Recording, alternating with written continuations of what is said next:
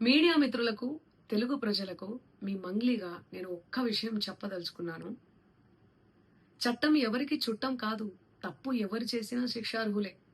ఈ micro finance అనే పదమే నాకు తెలీదు.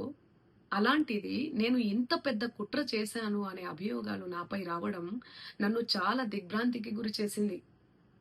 నన్ను ఆదరిస్తున్న తెలుగు కుటుంబ సభ్యులకు మళ్ళీ చెప్తున్నా మీ మంగ్లీ ఎలాంటి తప్పు చేయలేదు.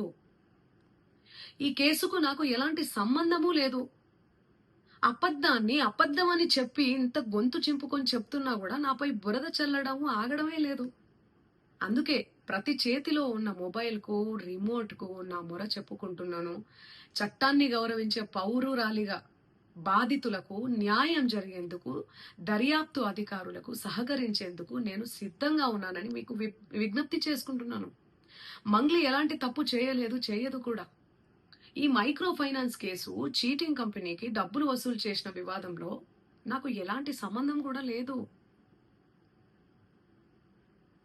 మధు నాయక్‌ను మా కమ్యూనిటీ ప్రోగ్రాంలో భాగంగా నన్ను, నా తమ్ముడు శివను కలిసిన మాట వాస్తవమే.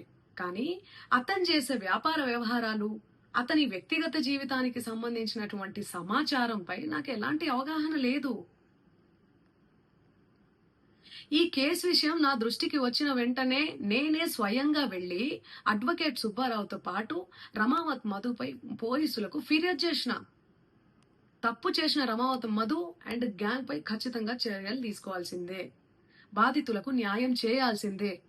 ఈ కేసులో మోసగాళ్లను, బాధితుల అంశాలను పక్కన పెట్టి నాపై, నా కుటుంబ సభ్యులపై దుష్ప్రచారం చేసేందుకు కొందరు వ్యక్తులు కావాలని హేమకాంత్ రెడ్డి, సుబ్బు అడ్వకేటు, మధు నాయక్, నిజానికి ఈ మైక్రో ఫైనాన్స్ అనే వ్యవహారంలో నష్టపోయింది బాధితులతో పాటు నేను కూడా ఒక బాధితురాలనే.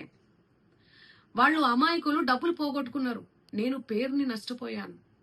ఈ వివాదం తెరపైకి వచ్చినప్పటి నుండి ప్రతి క్షణం నా కుటుంబ సభ్యులు, నేను చేయని తప్పుకు బద్నామయ్యి మానసిక క్షోభకు గురి అవుతున్నాం.